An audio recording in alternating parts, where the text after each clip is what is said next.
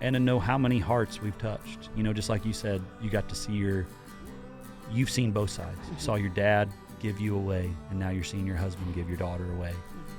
I didn't think of all that when I was writing it. And it's really amazing for me to see how music can hit people.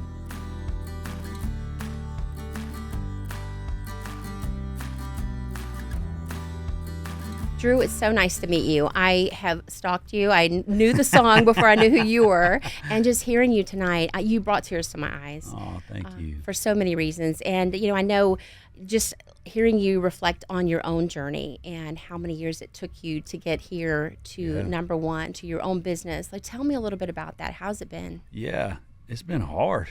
You know, like I think anybody that builds a business knows the struggles. And I think, too, a lot of people don't realize that artists are building businesses. You know, they're building brands and what that brand stands for. And I think that's so important for artists to realize that. And any entrepreneur out there, whatever you're building, whatever it is, you're building a brand and it has to stand for something. You know, and that took me a long time to realize that, what your music stands for, what that means to people. And for me, you know, moving to Nashville 2011, being here for 13 years, going on 14 in June, and just having so many moments where I almost wanted to give up. You know, so many moments of having record label meetings and they're saying no. You know, having big shows that fall apart. I mean, having, you know, your biggest dreams be crushed in your face. And I think for any business builder out there, it's tough because you're tied to this. It's not just a job. It's a dream for me to be an artist. It's not just, hey, I remember when I lost my record deal, 2019. Let's take you back to that. So I was in town for 8 years, rolled up on 2020, 9 years, lose everything. Record deal, manager, booking agent. And I remember going and sitting and watching the guy make my Chinese food through the kitchen. I was at the bar and I was so down. I was trying to figure out how I was going to make money. And I was watching that dude in there, like, making my orange chicken and just having the best time of his life. And I was like, man, maybe I should just do that. Like, maybe I should just work for somebody and just not have to do my own business and rely on my own dreams, because I know he's going home and shutting it off. I'm never shutting this off. It's in my head all of the time. So, it's been a crazy, crazy journey to get here, and then losing that record deal to turn into, let me start my own label, build my own business, see if I can do this alone that nobody else has done before, and people telling you you're crazy and this is never going to work, and you're spending all this money, it's going to be wasted. And, you know, we just kept going. It's part of the entrepreneurial spirit for sure, right? Even if you're in music and that's more of a creative part of your brain or your thinking, I mean, you're definitely an entrepreneur at heart, just for enduring. And yeah, I think too. And it's like, you know, no artist has, especially a new artist that hadn't had a number one yet, has ever started a label and sent a song to radio and had a number one. That's never been done. I didn't know that at the case when I started. If somebody would have told me, I'd probably been like, maybe we don't do that, you know? But for me, I was just like, hey, I just want people to hear this message of my song, of she's somebody's daughter, treat her right, know her worth, all those things. And fast forward, it took us a year. We sent the song to radio on August 21st of 2023.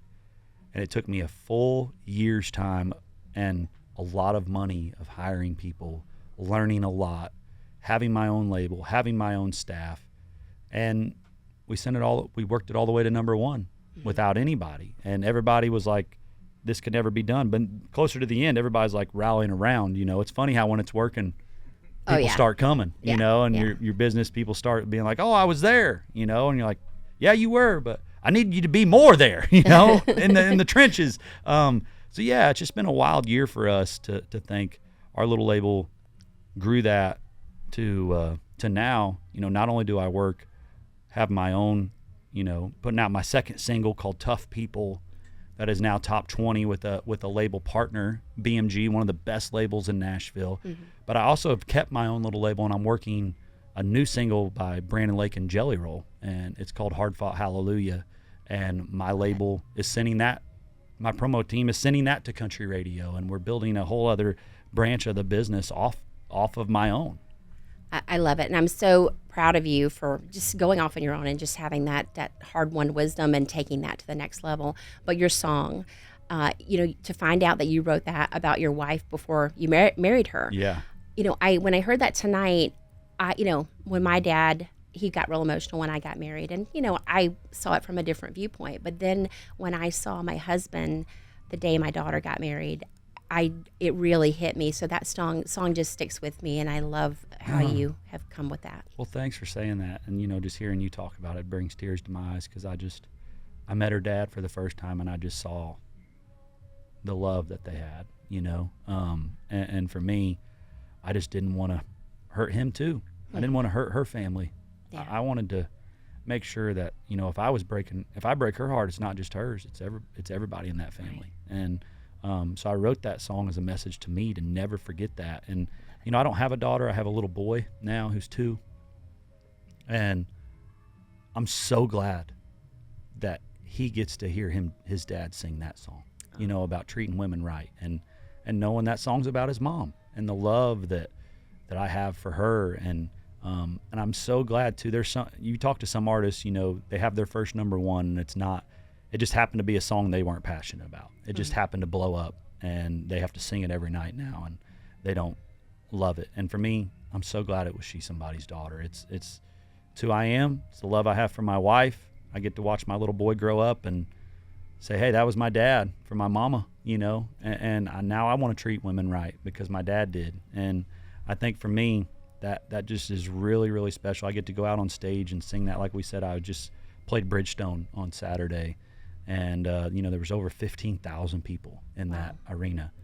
And probably not everybody was singing it, but for me, it felt like they were. It was so loud when I sang that song. And to know how many hearts we've touched, just like you said, you got to see you've seen both sides. You saw your dad give you away, and now you're seeing your husband give your daughter away. I didn't think of all that when I was writing it. And it's really amazing for me to see how music can hit people you don't even think about, and whatever brand, whatever business you're building. I know this is about building businesses, and it's like whatever you're standing for out there, whatever you're putting out into the world, it's going to impact people that you don't even realize, that you don't even know about. Right. And I think that's one reason that I always wake up and ask myself every morning is, why am I doing this? What's the why? And for me, it's just to touch people, to impact them, to hit their heart and hit their soul with our songs and our music. I love hearing that. And your new song too, Tough People, living in Florida, growing up in a law enforcement family, just really, really appreciate that. It does meet everyone right where they're at. And thank you so much for your time today too, Drew. Thank you so much for your time. I appreciate you having me.